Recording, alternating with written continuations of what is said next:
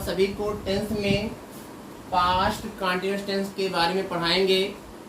इससे पहले अगर आप हमारे इस चैनल पर नए हैं तो आप हमारे इस चैनल को सब्सक्राइब कर लें। सब्सक्राइब करने से हम और आप कहीं ना कहीं जुड़ जाएंगे एक दूसरे से, और बेल आइकन को ज़रूर प्रेस कर दें। इससे आपको प्रत्येक वीडियो का नोटिफिकेशन आपको मिलता रहेगा। तो चलिए हम अपने इस नए चैप्टर की शुरुआत करते हैं। आज का जो हमारा विषय है वो है पास्ट कंटीन्यूअस टेंस को लेकर है। तो सबसे पहले हम पहचान की बात करेंगे, क्योंकि कोई भी टेंस होगा तो अगर हमको हिंदी से इंग्लिश में ट्रांसलेट करना है तो पहचानना बहुत ज़रूरी है। क्योंकि टेंस हमारे मुख्य रूप से तो ऐसे 3 ही होते हैं, लेकिन तीनों के 4 पार्ट होते हैं, इसलिए चारों को मिला करके कुल जो है 12 टेंस हुए। और 12 टेंस की जो है पहचान अलग अलग होती है, उनकी सहायक क्रिया भी अलग होती है। तो आज हम आपको बताएंगे पास्ट कंटीन्यूअस टेंस के बारे में। तो पहचान है कि वाक्य के अंत में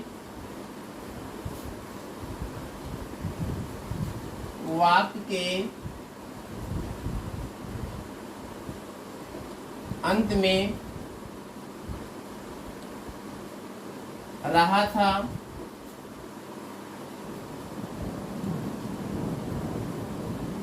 रही थी,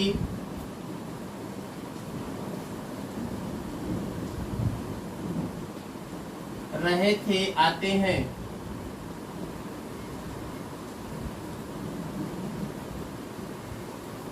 पास्ट कंटीन्यूअस टेंस की पहचान होती है कि वाक्य के अंत में रहा था, रही थी, रहे थे, आते हैं, और इसकी सहायक क्रिया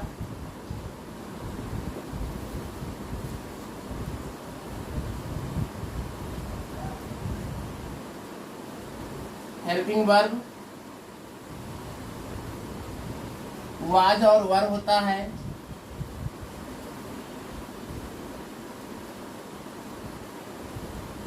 पास्ट कंटीन्यूअस टेंस की 2 सहायक क्रियाएं होती हैं, एक होता है वाज और दूसरा होता है वेयर। अब ही, सी, इट, आई और सिंगुलर सब्जेक्ट के साथ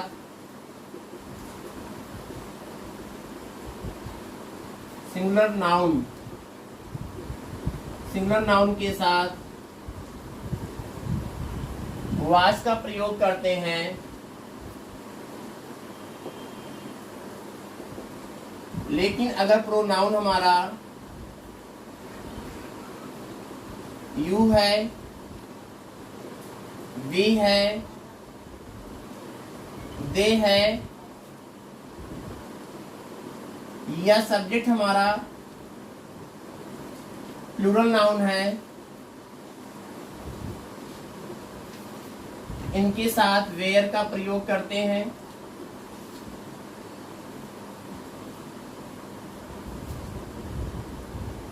मुख्य क्रिया की फर्स्ट फॉर्म का प्रयोग करके उसमें हम लोग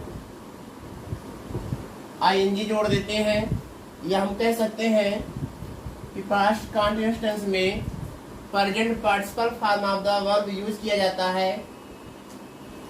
हम आपको थोड़ा सा बताना चाहेंगे कि जितने भी कंटीन्यूअस टेंस होते हैं, चाहे वो प्रेजेंट का हो, चाहे पास्ट का हो या फ्यूचर का हो, और चाहे वो प्रेजेंट कंटीन्यूअस हो, चाहे वो प्रेजेंट परफेक्ट कंटीन्यूअस टेंस हो, चाहे वो पास्ट कंटीन्यूअस टेंस हो या पास्ट परफेक्ट कंटीन्यूअस टेंस हो, इसी तरीके से चाहे फ्यूचर कंटीन्यूअस हो या फ्यूचर परफेक्ट कंटीन्यूअस टेंस हो, सभी के साथ क्रिया के फर्स्ट फॉर्म में आईएनजी का प्रयोग होता है।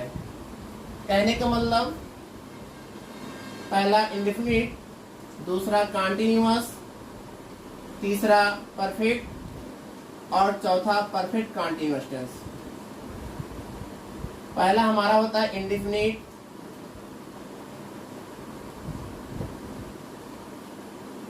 दूसरा हमारा होता है कंटीन्यूअस,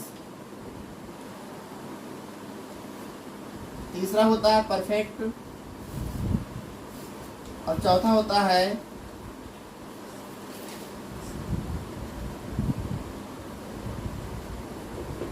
परफेक्ट कंटीन्यूअस टेंस।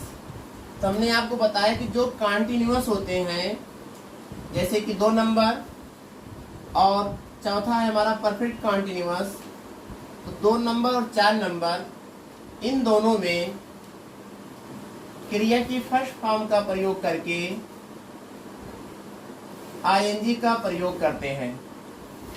चाहे वो कंटीन्यूअस हो, चाहे वो परफेक्ट कंटीन्यूअस हो, सभी के साथ क्रिया के फर्स्ट फॉर्म में आईएनजी का प्रयोग किया जाता है। और जो हमारा 3 नंबर है जो केवल परफेक्ट है, चाहे वो प्रेजेंट हो, चाहे वो पास्ट हो या फ्यूचर हो, इसके साथ क्रिया की थर्ड फॉर्म का प्रयोग होता है। परफेक्ट के साथ क्रिया की थर्ड फॉर्म का प्रयोग करेंगे। कंटीन्यूअस शब्द जिस टेंस में आ गया कंटीन्यूअस, उसके साथ क्रिया के फर्स्ट फॉर्म में हम लोग आईएनजी का प्रयोग करते हैं, या हम इसे कह सकते हैं present participle form of the verb. और जो हमारा इंडेफिनिट होता है, इसमें क्रिया की फर्स्ट फॉर्म का प्रयोग होता है। अगर टेंस हमारा पास्ट है, पास्ट इंडेफिनिट है, और वाक्य हमारा जो अफर्मेटिव है, तो वहाँ पे क्रिया की सेकंड फॉर्म का प्रयोग होता है। लेकिन अगर वाक्य हमारा नेगेटिव है पास्ट इंडेफिनिट का, तो वहाँ पर भी हम क्रिया की फर्स्ट फॉर्म का प्रयोग करते हैं। क्योंकि डिड सहायक क्रिया का प्रयोग पास्ट इंडेफिनिट में होता है, तो उसके साथ हम डिड के साथ क्रिया की फर्स्ट फॉर्म का ही प्रयोग करते हैं। इस तरीके से क्रिया के बारे में हमने आपको बताया कि किस टेंस में क्रिया की किस फॉर्म का प्रयोग होगा। फ्यूचर में भी फर्स्ट क्रिया की फर्स्ट फॉर्म का ही प्रयोग होता है, विल सेल होता है। फ्यूचर इंडेफिनिट की सहायक क्रिया होती है विल और सेल। विल और सेल के साथ क्रिया के फर्स्ट फॉर्म का ही प्रयोग करते हैं। डू नॉट, डज नॉट या डू डज सहायक क्रिया आती है, तो उसके साथ भी क्रिया की फर्स्ट फॉर्म का प्रयोग करते हैं। अगर प्रेजेंट इंडेफिनिट टेंस का वाक्य हमारा अफर्मेटिव है, तो उसके साथ ही हम क्रिया की फर्स्ट फॉर्म का प्रयोग करते हैं। थोड़ा सा वहाँ पे ध्यान देते हैं, अगर हमारा कर्ता सिंगुलर है तो क्रिया के फर्स्ट फॉर्म में हम वहाँ पर यस या ईएस जोड़ते हैं, और अगर हमारा कर्ता बहुवचन है तो क्रिया के फर्स्ट फॉर्म में हम यस या ईएस नहीं जोड़ते। और पास्ट इंडेफिनिट में अगर वाक्य हमारा अफर्मेटिव है तो क्रिया की सेकंड फॉर्म का ही प्रयोग होगा। लेकिन अगर वाक्य हमारा नेगेटिव या इंट्रोगेटिव है तो डिड प्लस क्रिया की फर्स्ट फॉर्म का प्रयोग होगा, क्योंकि सहायक क्रिया डिड के साथ हमेशा क्रिया की फर्स्ट फॉर्म का ही प्रयोग होता है। तो चलिए हम आगे बढ़ते हैं।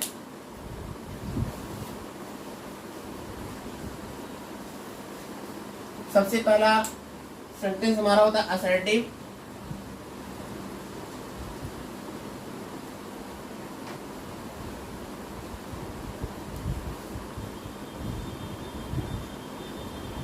और असर्टिव सेंटेंस के अंतर्गत वाक्य हमारा नेगेटिव या अफर्मेटिव हो सकता है। तो सबसे पहले हम पैटर्न को बनाएंगे।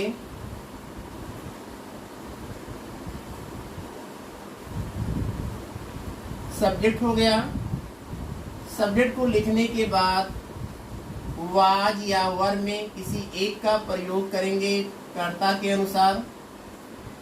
फिर यहाँ पर क्रिया की फर्स्ट फॉर्म, उसमें हम लगाएंगे आईएनजी जोड़ देंगे। फिर ऑब्जेक्ट को लिखेंगे, यदि वाक्य में है तो आगे बढ़ेंगे ईटीसी और फुल स्टॉप। अब यह पैटर्न हमारा असर्टिव सेंटेंस का है। जब वाक्य हमारा जो अफर्मेटिव होगा तब इस पैटर्न को हम फॉलो करेंगे। इसी पैटर्न के आधार पर हम ट्रांसलेशन करते हैं। जैसे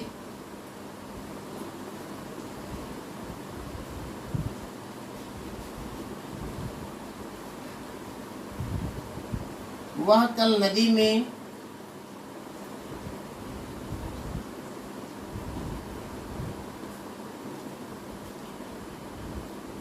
तैर रहा था। सेंटेंस हमारा है वह कल नदी में तैर रहा था। अब इस वाक्य का ट्रांसलेशन हमें करना है। तो टेंस हमारा जो है पास्ट कंटीन्यूअस टेंस है। वाक्य के अंत से हमने पहचान कर लिया कि जो दिया गया वाक्य हमारा हिंदी का वो पास्ट कंटीन्यूअस टेंस का है, और सेंटेंस हमारा असर्टिव है, और वाक्य हमारा जो है अफर्मेटिव मोड में है। अब हमको इसका ट्रांसलेशन करना है। तो कर्ता हमारा यहाँ पे है वह के लिए हम लिखेंगे यहाँ पर ही, अभी हमारा सिंगुलर है, जिसके साथ लिखेंगे सहायक क्रिया वाज। तैरने को होता है स्विम। ये क्रिया की फर्स्ट फॉर्म है, लेकिन हमको इसमें आईएनजी जोड़ना है।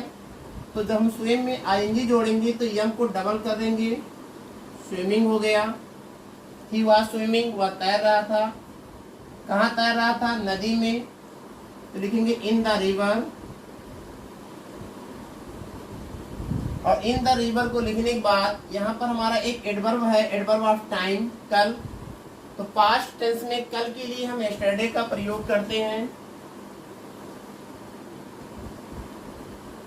इस तरीके से यह सेंटेंस हमारा कंप्लीट हुआ।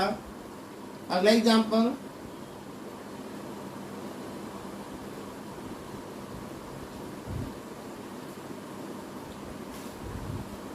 तुम अपना पाठ याद कर रहे थे।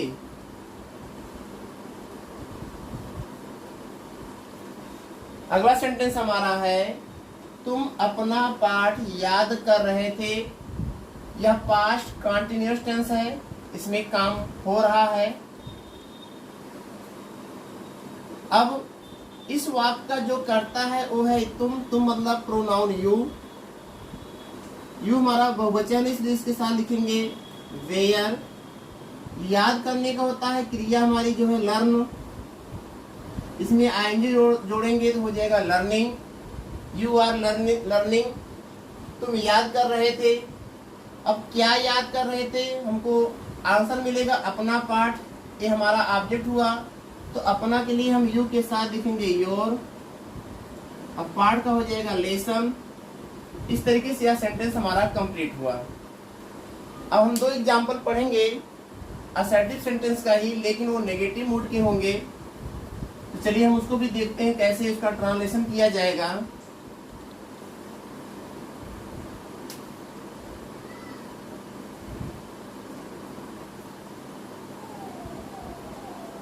पहला एग्जाम्पल हमारा है,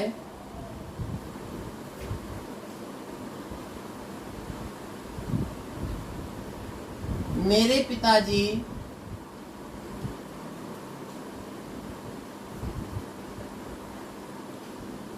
कल कार्यालय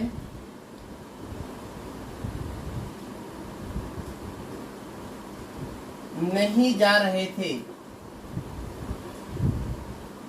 सेंटेंस हमारा है कि मेरे पिताजी कल कार्यालय नहीं जा रहे थे।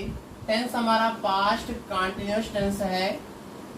सेंटेंस हमारा असर्टिव है, और असर्टिव सेंटेंस का यह नेगेटिव सेंटेंस है क्योंकि इसमें नहीं आया हुआ है। तो चलिए हम इसका ट्रांसलेशन करते हैं। इस वाक्य का जो करता है वो है मेरे पिताजी।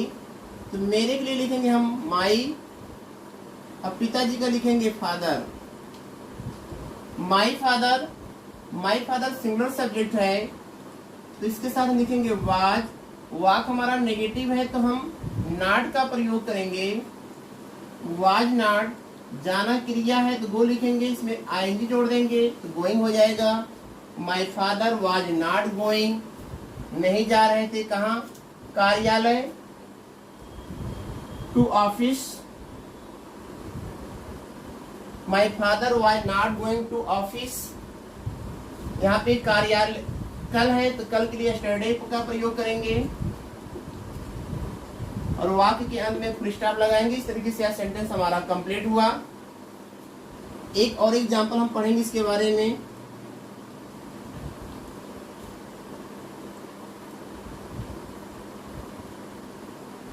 चपरासी घंटी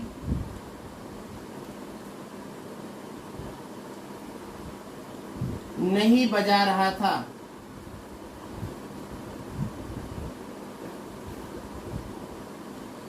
अगला सेंटेंस हमारा है चपरासी घंटी नहीं बजा रहा था। अब यह टेंस हमारा पास्ट कंटिन्यूअस, सेंटेंस हमारा असर्टिव, और वाक्य का जो मूड है हमारा वो नेगेटिव है। अब चपरासी का हम लिखेंगे क्योंकि करता है द पियोन। वाक्य हमारा करता जो है सिंगुलर है, इसलिए लिखेंगे वाज। वाग नेगेटिव है नॉट, बजाने को होता है रिंग, लेकिन कंटिन्यूअस लिखेंगे रिंगिंग, क्योंकि कंटिन्यूअस में हम लोग आईएनजी का प्रयोग करते हैं, तो हो जाएगा the peon was not ringing, क्या नहीं बजा रहा था, घंटी, तो घंटे लिखेंगे द बेल, और वाक्य के अंत में लगाएंगे फुल स्टॉप। इस तरीके से यह सेंटेंस हमारा कंप्लीट हुआ। अब हम लोग पढ़ेंगे इंट्रोगेटिव सेंटेंस के बारे में। और इंट्रोगेटिव सेंटेंस दो तरीके के होते हैं, एक होता है फर्स्ट टाइप और एक होता है second type. First type interrogative sentence हम उसे कहते हैं जब हिंदी के वाक्य की शुरुआत में ही क्या आ जाए, तो उसे हम फर्स्ट टाइप इंट्रोगेटिव सेंटेंस कहते हैं। और सेकंड टाइप इंट्रोगेटिव सेंटेंस हम उसे कहते हैं जब हिंदी के वाक्य के बीच में कब, कहाँ, क्यों, कैसे, कितना, कितने, कितनी आदि शब्द आते हैं, तो उसको हम लोग सेकंड टाइप इंट्रोगेटिव सेंटेंस के नाम से जानते हैं। और इंट्रोगेटिव सेंटेंस चाहे फर्स्ट टाइप हो या सेकंड टाइप, वाक्य के अंत में क्वेश्चन मार्क जरूर लगा रहेगा, चाहे वह वाक्य हमारा हिंदी का हो या इंग्लिश का। अगर क्वेश्चन मार्क नहीं लगा है, प्रश्नवाचक चिन्ह नहीं लगा है, तो वह सेंटेंस हमारा ग्रामर की दृष्टि से गलत माना जाएगा। तो सबसे पहले हम इसके पैटर्न को लिखेंगे। पहले लिखेंगे वाज या वेयर, उसके बाद लिखेंगे सब्जेक्ट वाज या वेयर, फिर सब्जेक्ट। सब्जेक्ट को लिखने के बाद क्रिया की फर्स्ट फॉर्म प्लस उसमें आईएनजी। वाक्य में यदि ऑब्जेक्ट है तो ऑब्जेक्ट को लिखेंगे, उसके बाद ईटीसी, और अंत में एक क्वेश्चन मार्क लगाएंगे। तो चलिए इसको एग्जाम्पल से समझेंगे।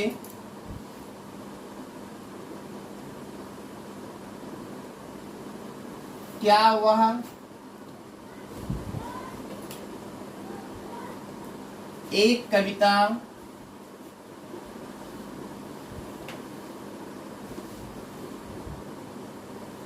याद कर रही थी?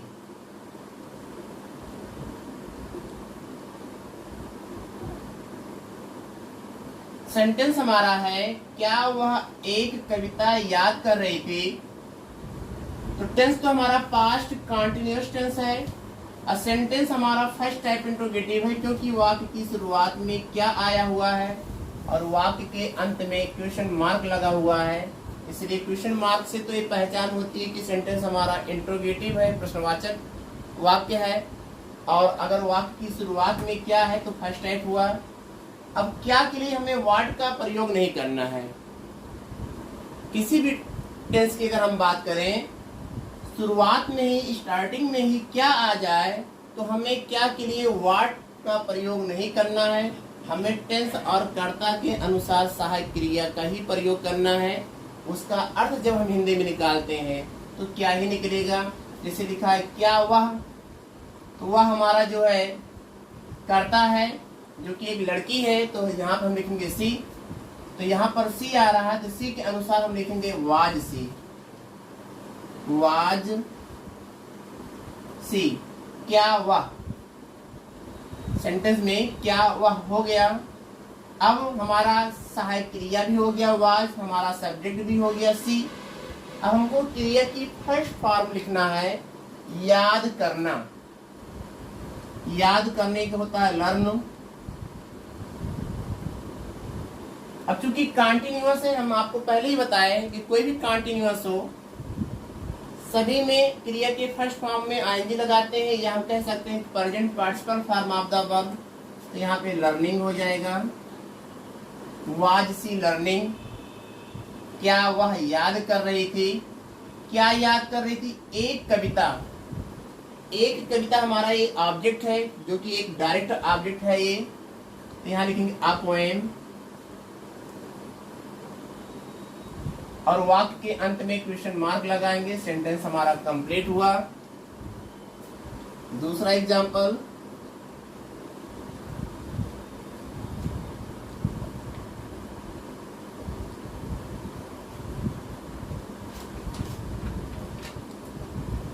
क्या रामू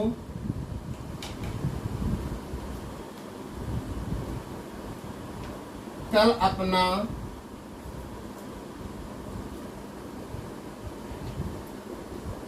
खेत नहीं जोत रहा था।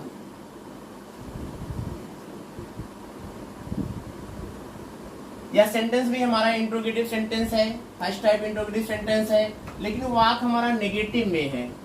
कहने का मतलब कि हमको जो है ट्रांसलेशन करते समय नॉट का प्रयोग कर्ता के बाद और क्रिया से पहले करना है। फर्स्ट टाइप इंट्रोगेटिव सेंटेंस है, जैसे यहाँ पे था क्या वह, तो वाज सी हुआ, वैसे यहाँ पे क्या रामू है, तो रामू सिंगुलर सब्जेक्ट है, तो लिखेंगे वाज रामू, वाज रामू हो गया।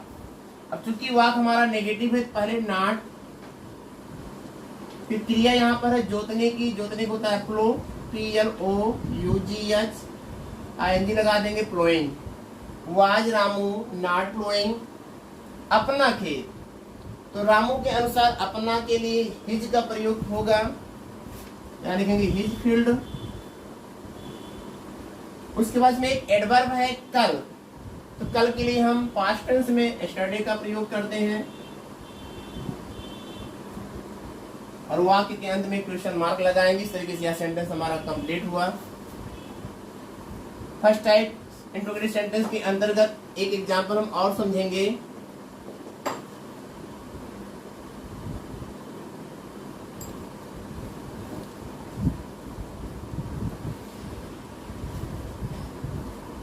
क्या तुम कल पुल से नदी में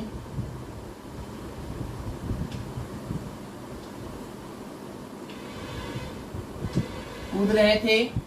अगला सेंटेंस हमारा है क्या तुम कल पुल से नदी में कूद रहे थे? यहाँ पे आया क्या तुम, तो क्या के लिए हम तुम के अनुसार लिखेंगे वेयर, और तुम का हो जाएगा यू, वेयर यू, क्या तुम। क्रिया यहाँ पर है कूदने की, कूदने को होगा जंप, आईएनजी जोड़ देंगे, जंपिंग हो जाएगा। वेयर यू जंपिंग, क्या आप पुल से नदी में कूद रहे थे? पुल से नदी में कूद रहे थे, तो लिखेंगे from bridge, BRID, from bridge, नदी में, तो में के लिए यहां लिखेंगे हम into the river. Where you jumping from bridge, from the bridge, from the bridge into the river. कल, कल के लिए यस्टरडे, और वाक्य के अंत में क्वेश्चन मार्क लगाएंगे। इस तरीके से इसका भी ट्रांसलेशन हमारा कंप्लीट हुआ। Where you jumping from the bridge into the river yesterday, क्या तुम कल पुल से नदी में कूद रहे थे? अब हम लोग पढ़ेंगे सेकेंड टाइप इंट्रोगेटिव के बारे में। जहां पे फर्स्ट टाइप था, यहाँ पे हमने एक लाइन और खींच दिया, ये सेकेंड टाइप हो गया, और यहाँ पे हमने WH वर्ड बढ़ा दिया। WH वर्ड का मतलब हुआ प्रश्नवाचक शब्द जो वाक्य के बीच में आते हैं। तो चलिए इसको भी हम 2-3 एग्जाम्पल से समझते हैं।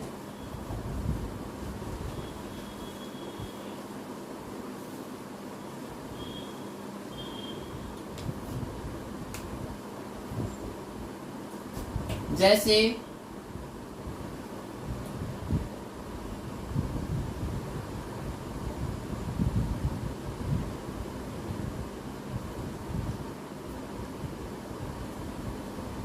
तुम्हारे घर में तुम्हें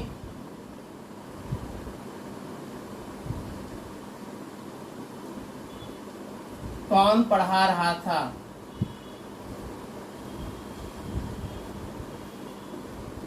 सेंटेंस हमारा है तुम्हारे घर में तुम्हें कौन पढ़ा रहा था।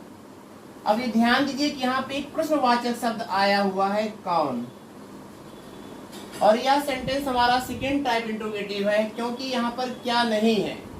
जब क्या नहीं है तो इसका मतलब कि क्वेश्चन मार्क अगर लगा है तो इससे तो पता लगता है कि सेंटेंस हमारा इंट्रोगेटिव है और यहाँ पर क्या भी नहीं है, तो इसका मतलब ये हुआ कि वाक्य के बीच में कहीं ना कहीं जरूर प्रश्नवाचक शब्द जरूर आया होगा।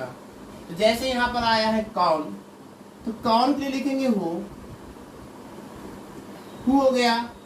अभी यहाँ पर हु वाला जो वाक्य होता है इसका दो कार्य होता है, ये प्रश्नवाचक शब्द के साथ साथ एक वचन कर्ता का भी काम करता है, इसलिए यहाँ पर तुरंत हम सहायक क्रिया लिखेंगे वाज, हु वाज। अब क्रिया है पढ़ाने की, तो पढ़ाने को होता है टीच, आईएनजी लगा देंगे तो टीचिंग हो जाएगा। तुम्हें, तुम्हें ऑब्जेक्ट है, लिखेंगे यू। और फिर तुम्हारे घर में, in your house, in your house, और अंत में क्वेश्चन मार्क लगाएंगे। इस तरीके से यह कंप्लीट हुआ। अगला एग्जांपल है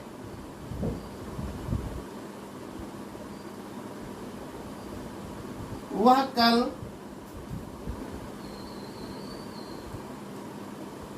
किसके साथ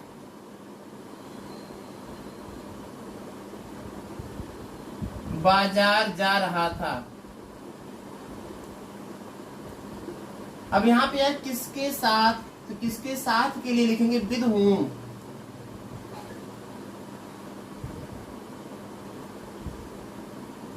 विद whom हो गया। कर्ता हमारा वह है, तो इसके अनुसार लिखेंगे वाज। कर्ता हमारा वह है तो ही। जाने का गो, गोइंग हो जाएगा। अब बाजार हो जाएगा going to the market. With whom was he going to the market। और यहाँ पे जो एडवर्ब हमारा आया, adverb of time, yesterday, study लिखने के बाद यहाँ पे क्वेश्चन मार्क है, इसको भी लगाएंगे। इस तरीके से यह सेंटेंस हमारा कंप्लीट हुआ। अगला एग्जांपल हमारा है क्यों, वह उन्हें क्यों बुला रहा था। ये सेकंड टाइप इंट्रोगेटिव है क्यों। क्यों के लिए लिखेंगे व्हाई। कर्ता यहाँ पे है वह, तो वह के अनुसार लिखेंगे यहाँ पे वाज। वह के लिए लिखेंगे ही। बुलाने को होता है कॉल, इसमें आईएनजी जोड़ देंगे calling. Why was he calling, उन्हीं का देम। तो अगला सेंटेंस हमारा why was he calling them, और वाक्य के अंत में लगाएंगे क्वेश्चन मार्क। इस तरीके से यह सेंटेंस हमारा कंप्लीट हुआ।